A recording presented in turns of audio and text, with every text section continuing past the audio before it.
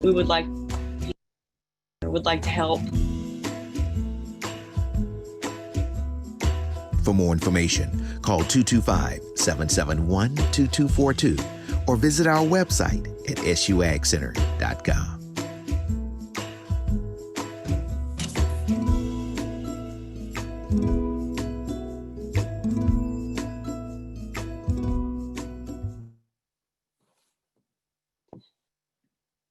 Good morning. It is now time for our Q&A session. If you have any questions, feel free to put them down in our chat, or you can log on to our Facebook Live. Of course, thank you for everyone who has joined this morning.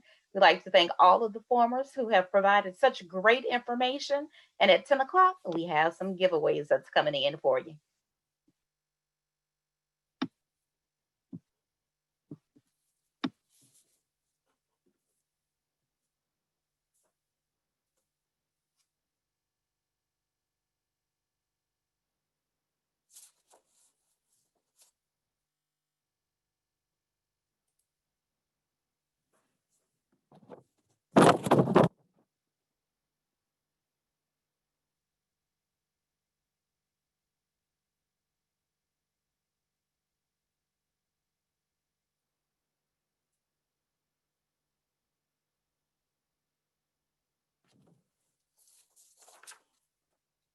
Okay, everybody.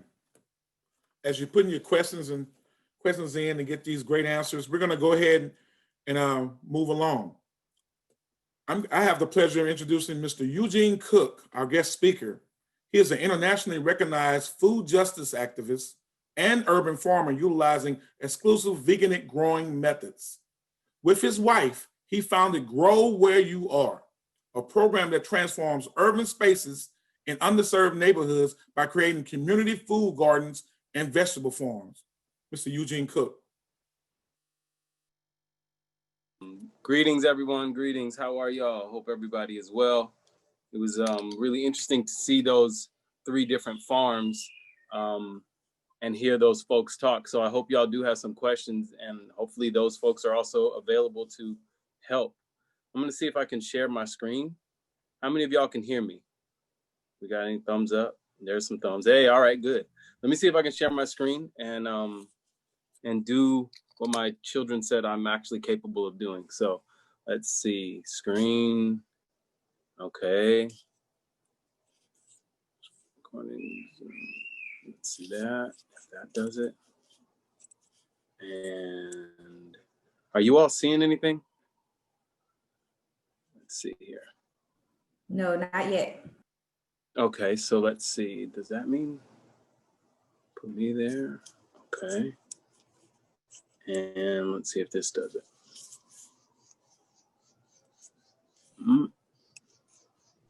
When you share, go to desktop. Here we go. I think I'm getting to, let's see if it's happening.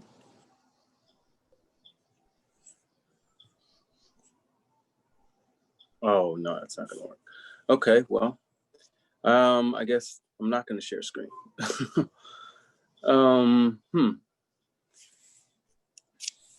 Well, that makes it a bit of a challenge, I guess. It says share screen, share website, bookmarks, white screen. Photo screen. Chris, can you help talk him through that screen share? There we go. You said there we go. Does that mean I'm getting closer to it? There you go. Right, that's it. You see a garden workshop? Yes, sir. You can go through now. Wonderful. Thank you. Oh, thank you for y'all's patience. Okay, good. So where the title is, Are You Ready? Because it seems from what I'm understanding is that we have a wide variety of different types of people on the call.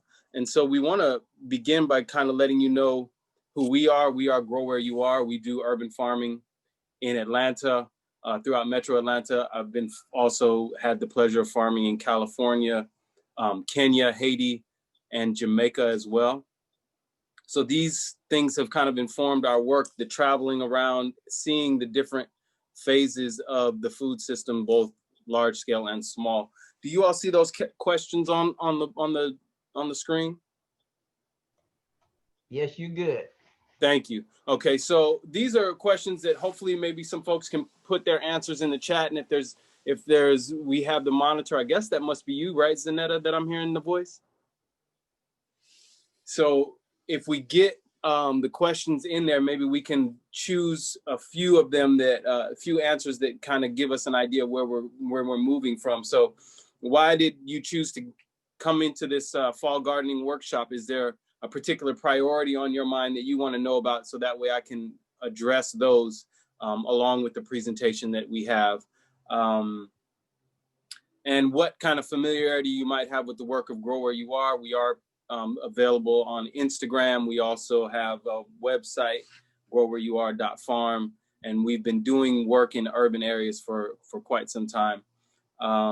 So again, what are your top priorities, and what is success in gardening for you? What does that mean for you? And we can then talk about it.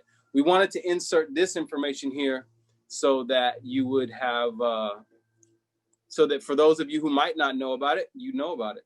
The Black Farmers Bill, Acres of Ancestry is doing work around that. And this is to address the core reasons why many of us as young Black folks are not farming, and why we have such a small group, as Mr. Hall talked about, a small group of people doing this work of farming by hand, because it is lots of work, and because of traditional strategic situations that have happened that have attacked farmers and Black farmers in specific. So again, here's just a little bit more information about that for the people in the chat and everybody that joined on this Monday morning.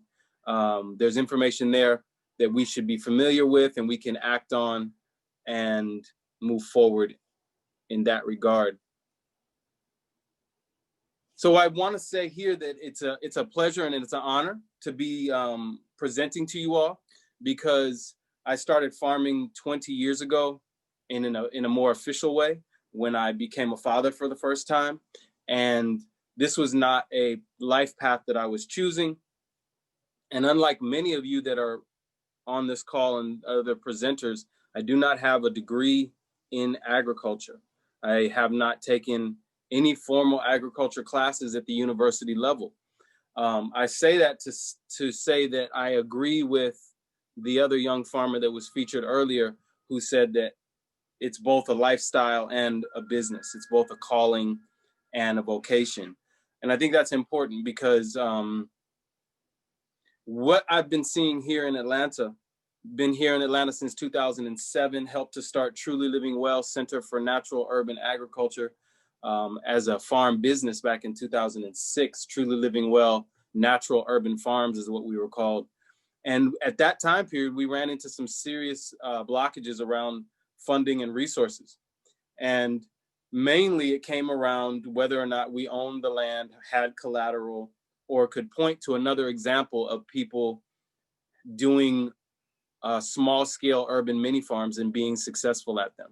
And when we couldn't point to any of these examples at that period of time, we were not able to get access to bank loans, and a lot of financing, even from the USDA, was not available to us.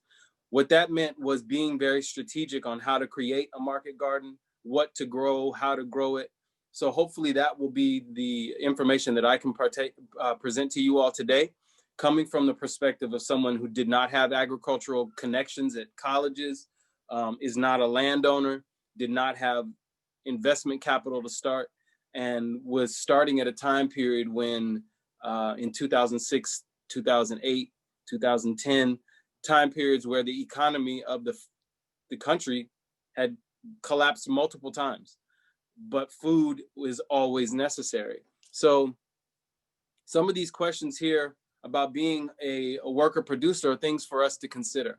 How much can one person actually produce? And if we're thinking about production, what should we focus our production on? Why are we thinking about production? And here in 2020, November, I think it's critical for us to highlight some of the things that probably were not highlighted in those pre-recorded video sessions. We're live right now, and we know that by the end of just after Christmas, literally millions of people are going to lose benefits that are applied towards their food, housing benefits as well. And we're already seeing massive unemployment. We're already seeing evictions and foreclosures. This is happening real time for many of us and our families and the communities that we live in and serve. The thing that Grow Where You Are has focused on is generating interest and inspiring people to want to grow food, especially young people. I was on a video Zoom call like this yesterday it was called RAP, Ranchers Assistance Program, I think is what it was called. But it's a group of people who used to be cattle ranchers and chicken farmers and pig farmers who are trying to figure out what else that they can do with their land and be productive that doesn't have to do with animal agriculture, because they're seeing different shifts in the marketplace or they're having different shifts in their own lifestyle. But being on that call, the thing that was really interesting was that the majority of the people on that call were 55 and up, and majority of European descent. And that's who owns the land, and that's who's looking for a new direction with their land. And what they were asking for were government subsidies and assistance for the time period while they figure out what to grow on their land. They're thinking that that should be available to them at a time period where we're getting ready to see tremendous amount of people who are already borderline poverty lose their jobs, lose their housing, and lose their food benefits. So this is the time for us to really consider inside of urban cities, how much can we grow? What should we be growing? What has the highest nutrition, right? So one of the things that we found very important for us doing small scale urban mini farms in partnerships with churches and schools, similar to what Baton Roots had talked about, but we're not a nonprofit. We are an LLC, we're a for-profit model. We are a business. We think it's very important for our young people, young African Americans and women and people of color to see functioning food businesses inside of urban and suburban and peri-urban areas. We also agree with the young farmer from Fullness Farm who said there should be small farm, acre farms within every neighborhood. If they can serve 200 families, that's how it should be done. We encourage people to look at Soul Fire Farm and their mission to see different ways things are being done around the country. We found that biodiversity was very important. Growing flowers along with herbs and seasonal vegetables is very important. And it's economically important as well as environmentally important. And we also know that many of us are going to have to push towards a more plant-based, fruit-based lifestyle because of the extreme health conditions that our communities already face and are going to face more of when it becomes more and more difficult to gain stable employment and stable food sources. When people don't have stable food sources, they tend to depend on food banks and food giveaways. And that is typically processed, canned food, the same food that then causes the issues that people have to have addressed by other pharmaceutical methods. So we want to encourage people that if you're thinking about farming right now, if you're thinking about growing right now, and you are not in a position where your family has land that you stand to inherit, you're not a university educated agricultural student or professor, how do you get started? And what is the motivation?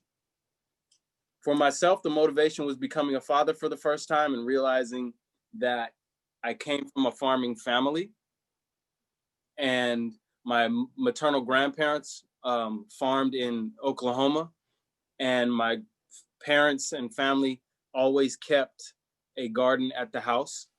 So that was part of my responsibility as a young man, and I never knew that it would transform my life in the way that it has. I've been welcomed into multiple countries, and even at today where you all are gracious enough to listen to what I have to say. And it's strictly based on learning from people firsthand, learning from the soil, learning from the earth, and transforming my lifestyle. So how do we become responsible for the food that we eat? Oftentimes, one of the first things is to visualize. Mr. Hall spoke about getting the piece of land, making sure that piece of land has 6 to 8 hours of sunlight, and checking the soil, looking at the drainage and the topography, looking at where the water settles, where it's high up, and then coming up with a plan, even if it's a rough sketch like you see here on this page. A rough sketch, this is a sketch of a small, maybe 1/8 of an acre lot in Atlanta where a house had been taken down. And this is an overhead view of where and how we were planning on doing some sort of small scale, primarily fruit-based food system. And we want to start to walk the properties. When we have the opportunities, when we have a partnership with someone who has land, or we have land, or that we're going to have access to the land, before we go up in there and till it up, walk that property, see it at a couple different times of the day, see it at a couple different seasons, if it's at all possible, while you're gathering material and applying mulch to the soil. See that space and walk that space. What does it mean to know that we are in this current system? This is when we're trying to grow food. We're trying to grow food at a time when people are being ordered to stay inside. Many people have lost their jobs. We know that there's a looming housing crisis, and we're going into winter. So what does that mean? It means that what we grow could literally end up being not only what we eat, but a form of money and trade for us. Again, I look at this from a perspective of being a father of 4 at this time period, about to be 50 years old. I've been growing food now for 20 plus years. I've grown food in urban areas from Los Angeles to Atlanta. And we've partnered with grantors and grantees. We also sell directly at farmers markets, direct to restaurants. We've had to make all the crucial pivots that other food producers have had to make. And we're still here. So unlike a lot of other people that are talking about food systems and earning their money in food systems from different ways, we actually generate our money from producing food and producing video content. So we want to encourage you that your content, your educational content, is very, very valuable. But that happens after mastery and expertise. So we want to think about how skill building can change your lifestyle. Something that you might have thought of as a hobby could easily become a new way of life and a new life path, especially at this transitional time when a lot of people are having to make different decisions. Some of the things that we consider, again, we have partnerships with private homeowners that are in suburban areas. We've partnered with churches. I think I want to say now that if you're a member of a church in the Southeast region that has land, many churches in this area have land. It's not like the churches in LA where they have a parking lot. They don't have no land. In Atlanta, the churches have land. In the South, the churches have land. If you're a partner at a church where there is land and there's no food growing, you may want to consider changing your church, because we cannot afford to be among people who are asleep to what the calling of the times are right now. And our people need food right now and are going to need food moving forward. And our young people need a vocation that they can get into immediately and learn from. So when we go into a site, we look at a couple factors. Who owns the site? Is there an agreement? Is there agreement short-term or long-term? We encourage all communications with property owners and grantees to be in writing, even if it's a text, all of it to be in writing. And then look at the agreement. We encourage people to lease property directly or rent property directly rather than get into agreements of a certain percentage of the food being given back to the landowner. All of that is too vague and too open to a lot of flexibility and inconsistency. Now, again, if you're a farmer here on this call who owns your own land, or you're in a position where you can go out and buy a piece of property, like the woman said, there's acre plots all over the place, then none of this may not even apply to you. But for those people who are not in that situation, we train people in Atlanta who are 18 to 36 years old. Our initiative is called Growing Options. We can put some of those links up in the chat as well, so that you can see videos from that work. And our work is available on the Patreon website. The reason I mention that is because when we see the young people who are actually interested in growing food, a lot of them are vegans and vegetarians. A lot of them are young people who have been practicing yoga and working at a healthy lifestyle. And they're wondering, how do we move this thing forward? And they're not in a position to go out and buy a piece of land. So they still looking for what can be done. How can I get into having more control over my food system? And what are the steps? So again, you want to look along the north side of that property for putting your fruit trees so they don't cast any shadows on even your winter garden. You look on that south facing property to put in your vegetable garden and in your seasonal herbs. We again highly recommend that you plant bulbs this time of the year. Also always plant wildflowers for cut flowers.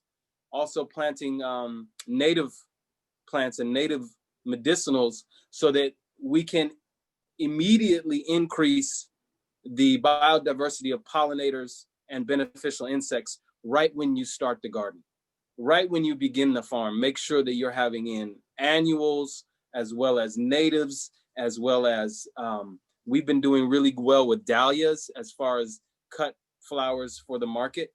Dahlias, zinnias, a variety of sunflowers. Some of the larger marigolds are really well. And then you can plant ornamental grasses as well for your cut flowers.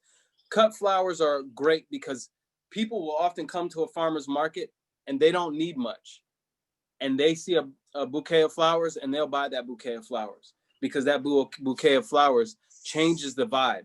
And they appreciate that ours are native and very unique.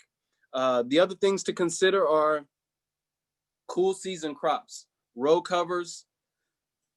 The reason we mention that is because here in Atlanta, we don't get extreme frost. We definitely are cooler than you are in Baton Rouge, but we don't see a reason for people not to be growing full time. And not everyone has a hoop house or has access to a grow house, but we can definitely really inexpensively put row covers on the ground, cover up our cabbages, mustards, kales, collards, and still have mix able to go to market all year round. We work at the Freedom Farmers Market in Atlanta, which is at the Jimmy Carter Center Library at the top of Freedom Parkway, if anyone's familiar. That is a year-round market started by farmers. And we prefer to work with farmers markets that are initiated by farmers because they understand the importance of having food available year-round.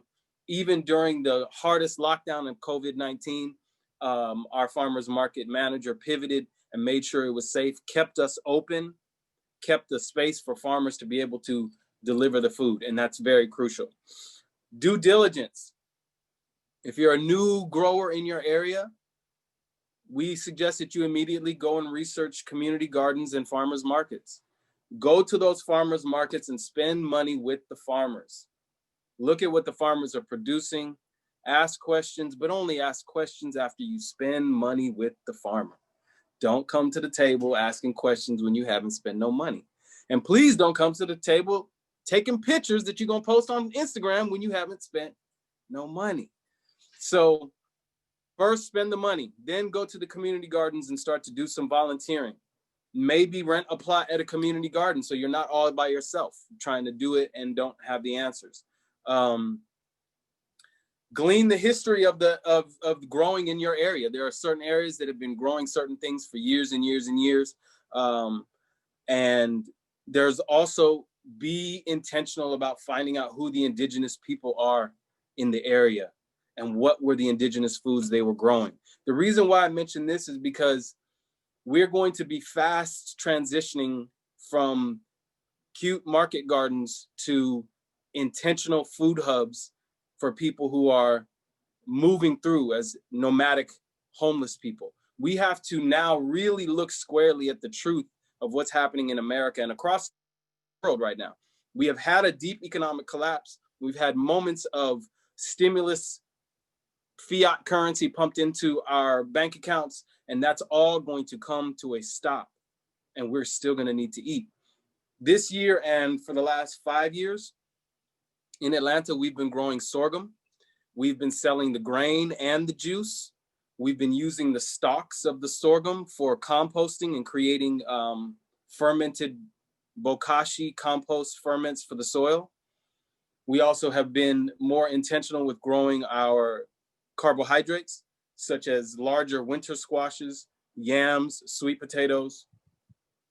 But when I was on the call yesterday with the Ranchers Advocacy Program, they had on plant-based companies that provide plant-based options as far as plant-based milks, plant-based proteins, plant-based cheeses. Some of the larger companies were on that call. And what they mentioned was a growing need for fava bean protein, pea protein, and potato starch. Fava beans are one of the few beans that we can grow here in Atlanta during the cool season. Pea protein is going to be huge. So this is for people who maybe have larger acreage now. And you're thinking, hey, I want a community garden or a personal garden for myself with a lot of diversity, but I got 2 or 3 acres over here that I could plant up. What should I start planting? This is what the plant-based food business is going to be using, is fava bean protein, pea protein, and potato starch. Think about all of those and then think of the native foods that grow in the area that can be sustaining for calories and carbs. We want to think about how we're going to feed people, because our people are going to need to be fed. And when I look at these community garden options, and they're saying that they allow people to come and volunteer and take food home, and then they say they want to set up markets at schools because they want the young people to see that farming is a viable option. But these same nonprofits are not making money growing food. They don't make their money farming. They make their money receiving grants for teaching. So we need to be realistic, because we're talking about young people who are smart. My oldest son is 21, and he knows the difference between somebody making money farming and making money as a nonprofit. And who's going to be there? Nonprofits come and go. We need farmers. If we don't have farmers in a society, in a community, in a culture, the culture will not live. Material.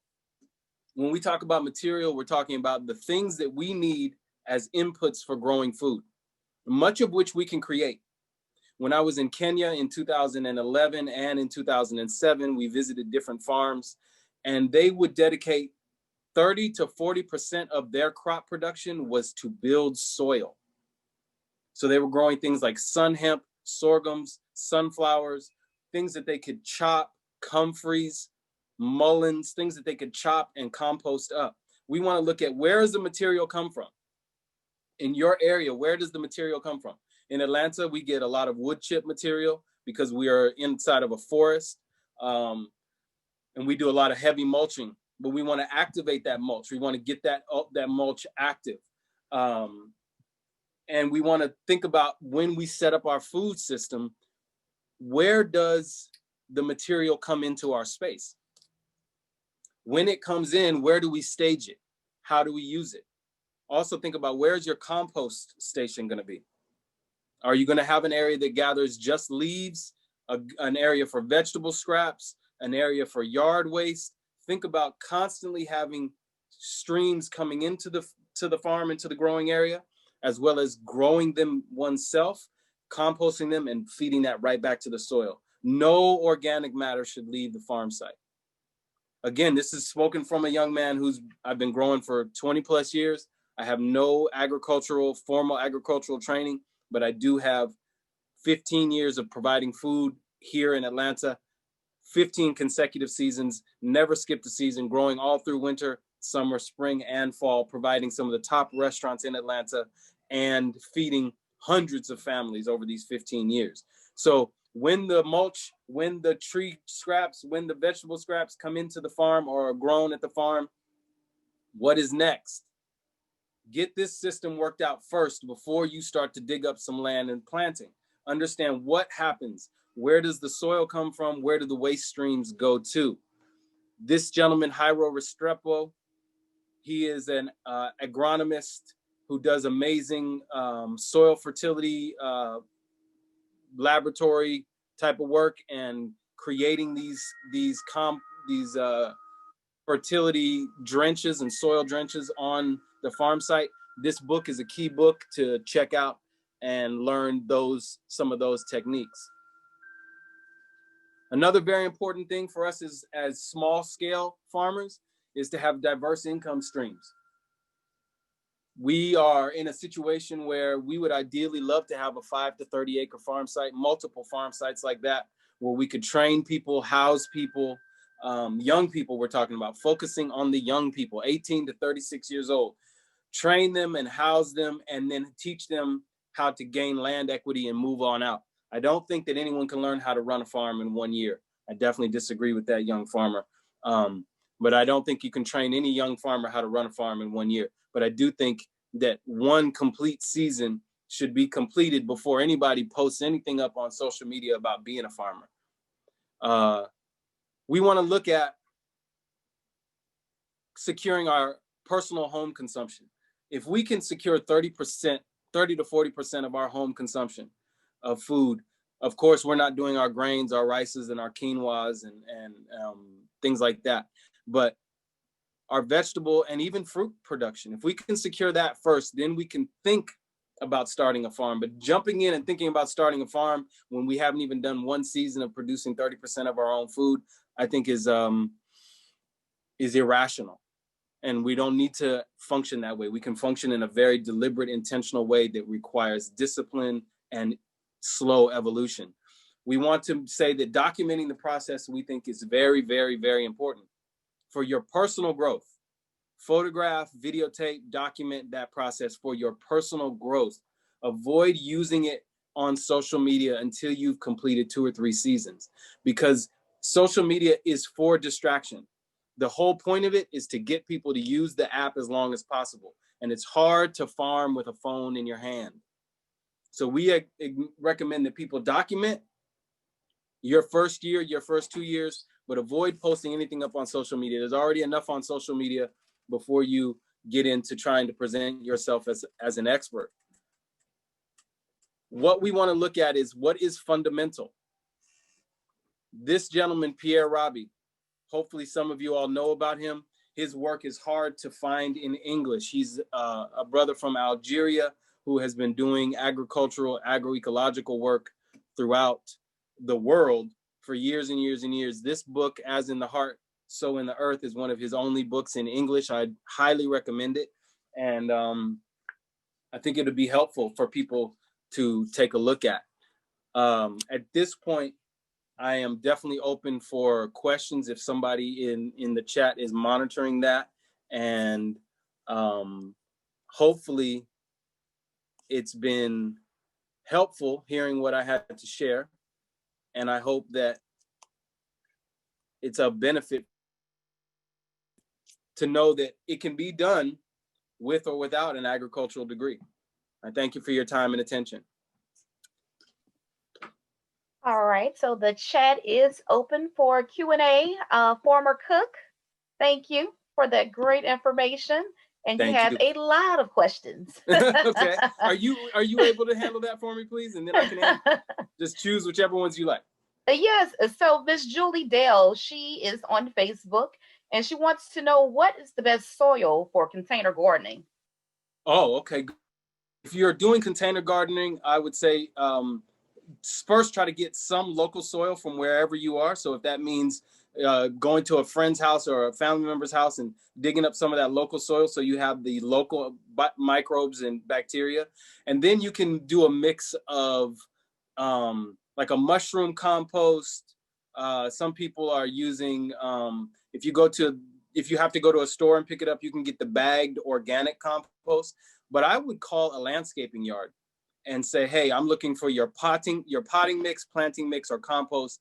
They normally will sell it by a bucket container, or go in with somebody and get a truckload. A small truck is about 1 yard. 1 yard of compost is typically between $35 to $40 to $50. And I would call a landscaping yard and see if they have a planting mix or an organic compost. Okay, so we're going to go on over to the Zoom chat. Miss Alicia Bowie, she wants to know, how can she start a company such as Fruits and Roots? Fruits and Roots. I think if that Fruits and Roots, I think is Shaka Bar's company. I think anytime you're talking about doing fruits and starting a company, the first thing you have to do is secure the land and plant the trees. So you should have been thinking about it about 15 years ago, but now is a good time as well. Or partner with people who already have orchards up and going, do some research on fruit orchards in your area. But then you're a middle person, because then you're somebody who's buying the fruit and having to transport it. Now is the time to plant fruit trees. Anytime between November and March is a good time to plant fruit trees. So partner with your families that have land and talk about making the proper investment to plant fruit trees, and give yourself about 5 years and you'll start producing fruit. Okay, this is from Mitchell from Baton Roots. He wants to know, what can you do to mitigate cucumber beetle issues? Oh, okay. Plant them earlier. That's number one. Plant them earlier. A lot of the soil combinations that we've been doing have been with ashes from a fire and Spell's naphtha soap. Like you boil up the ashes from a fire and Fell's naphtha soap, and then you can spray that on them as well, and that will help with the beetles as well. Okay, and this message is for Fullness Farms. This is Miss Allison. They want to know, what is your most profitable crop that you have on your farm? That's a tough one, because similar to what you do, I believe we grow all year round. And so in different seasons, we have different things. But I will tell you that I learned from a garlic farmer years ago, they here in Atlanta, Georgia, that they plant their garlic. They try to have all their garlic in before Thanksgiving. We put in our garlic before Thanksgiving. Since then, that's been the last couple of years that they've been telling us that. And we start to pull out garlic slowly, green garlic, in April or so. And we're pulling green garlic out $1 a piece from then through June, July, and making money. So it's profitable in the fact that it's consistent and it's easy. And it's a long crop that doesn't require a lot of effort. So that's one. Of course, okra's super profitable. Green beans are profitable. The fruits and the melons are profitable. But we have unfortunately not been able to be in a place long enough to actually develop fruit production, which is one of the main reasons why I see that the work that young Black urban farmers and farmers of color and women of color are doing is so different than the other types of systems that we're seeing popping up in the, as you mentioned, the documentaries and stuff, because that is always showing people who come from privilege, who come from an inherited privilege, who gain more privilege, and then decide they want to do something different. We're not talking like that. We're talking about people we are growing because we started to grow to feed our families, and we have been facing economic hardships since the beginning of this country. And now we have to look at the work that we were forced to do and then forced out of, and now figure out how to come back to it with multiple strikes against us and multiple generations of lost knowledge. So we're coming at it in a different way. Profit isn't just about selling the food. Okay, Miss Cindy Murphy wants to know, what do you do about deer or any small garden munchers? Yeah, well, that's a serious one. We're in Lithonia, and we are on a piece of property where the first year we grew, the deer came through and ate everything. So what we have done for our fruit trees is we do a small fence just around each tree. So 4 fence post stakes and some fencing wire around each young tree. Keep it there for about 4 years before the deer, so the tree can get strong enough. For our garden spaces, we've had to put up deer fencing. So there's some really nice mesh deer fencing that's not as hard on the eyes. It's almost like a plastic, but stronger. And you just put a fence pole, wooden fence poles with concrete now, permanent, and then wrap that deer fencing around. And that, we had to do it, and it's been great. The deer stay out and we get the food. Okay, here's another question coming in from Lynn. She says, what would you recommend for large flower pots? She said she likes sharing and growing moments with her granddaughter who loves plants and playing in dirt.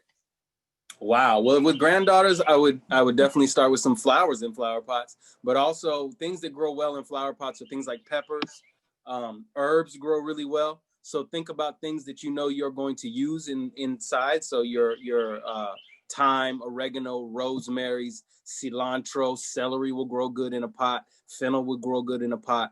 And do quick things like the gentleman said from Baton Roots, radishes, turnips, root things, carrots. You could even do carrots in large flower pots. And the children love to pull that carrot out because it's totally different underground than what they see above ground. Okay, this is Mr. Roosevelt Washington. He wants to know what types of storage do you suggest? He does not have access to cold storage options at this moment. So what would you suggest that he do to store his goods before going to the farmer's market? Yeah, that's an interesting one. So what we've done is a couple different things. You know, you can get used refrigerators for relatively inexpensive.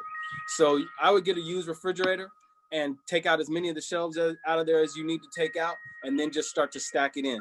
What we do right before we go to market is we harvest the night before, and we have, you know, big camping coolers, and we use, instead of using ice, we use the plastic ice packs that are reusable that you can put in the refrigerator, and get the larger square plastic ice packs that you can just put in your freezer, reuse, tuck them in with your vegetables on the bottom and on the top before you go to market the night before.